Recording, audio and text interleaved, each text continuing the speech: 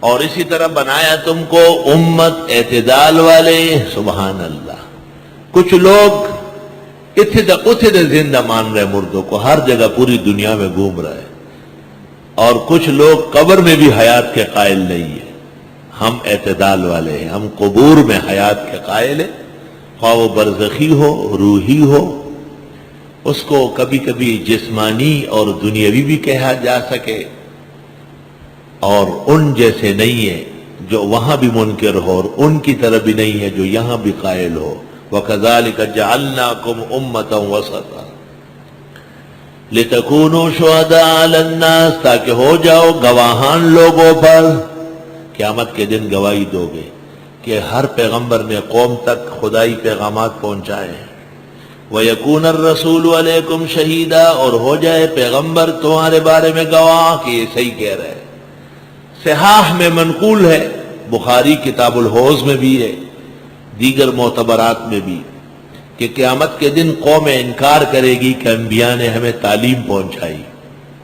حق تعالیٰ کی طرف سے نبیوں سے کہا جائے گا کہ گواہ لاؤ. وہ آخری امت کو بطور گواہ کے پیش کرے گے. وہ امتیں کہے گی کہ گواہی وہ دے جنہوں نے دیکھا ہو یا ہمارے بعد آئے ہیں. یہ امت محمد الرسول اللہ صلی اللہ علیہ وسلم کو پیش کرے گی. آپ فرمائیں گے آپ نے جو وحی مجھ پر نازل کی، جو کتاب مجھے دی تھی، اس میں وضاحت تھی کہ ہر نبی نے پوری امانت اور دیانت کے ساتھ احکام پہنچائے. قوم بدبخت تھی جو نافرمان رہی. وَكَذَلِكَ جَعَلْنَاكُمْ أُمَّةً وَسَطًا، اسی طرح بنایا ہم نے تم کو امت اعتدال والی. لِتَكُونُوا شُهَدَاءَ عَلَى النَّاسِ، اس اعتدال کی وجہ سے تم گواہ بنو گے لوگوں پر، اور بنیں گے پیغمبر گواہ تم پر. وَمَا جَعَلْنَا الْقِبْلَةَ الَّتِي كُنْتَ عَلَيْهَا، اور ہم نے نہیں بنایا تھا وہ قبلہ جس پر آپ رہے ہیں، بیت المقدس. إِلَّا لِنَعْلَمَ، مگر تاکہ ہم ظاہر کریں. نعلم بمعنی نعلم، نظہر.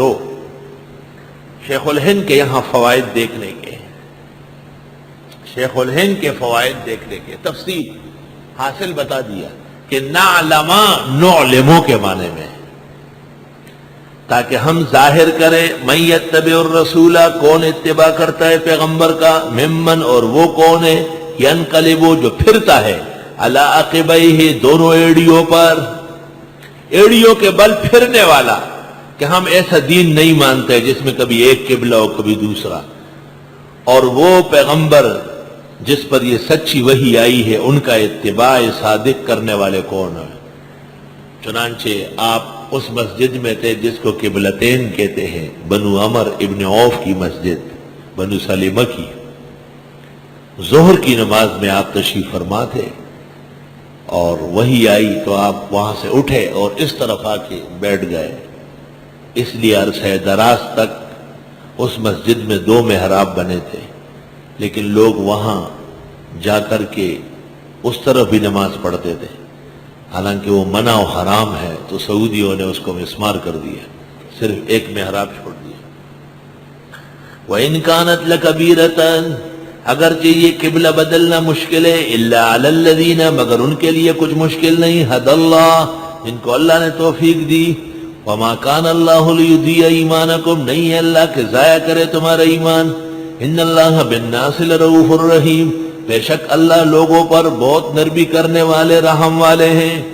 ایک اشکال پیدا ہوا تھا کہ القدس تو عارضی قبلہ تھا اور باقاعدہ قبلہ کعبہ شریف ہے، تو القدس کی طرف نمازیں پڑھ کر جو مسلمان مر چکے ہیں ان کے ایمان کا کیا ہوگا؟ جواب، انہوں نے اس وقت جو نماز پڑھی پیغمبر کی اطاعت میں پڑھی ایمان کی وجہ سے، اس نماز کو مسترد کرنا ایمان کو مسترد کرنا ہے.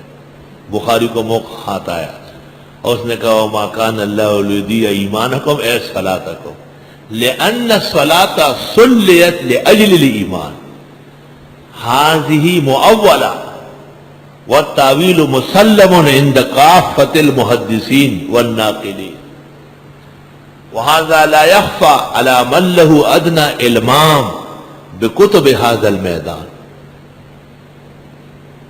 فَافْهَمُوا أَيُّهَا الطُّلَبَاءُ فَافْهَمُوا. اور نہیں ہے اللہ کہ ضائع کرے تمہارا ایمان، کیونکہ جو نماز تم نے پڑھی تھی ایمان کی حالت میں پڑھی، اور ایمان کی حالت کا عمل ضائع نہیں ہوتا۔ ان اللہ بالناس لرؤوف الرحیم۔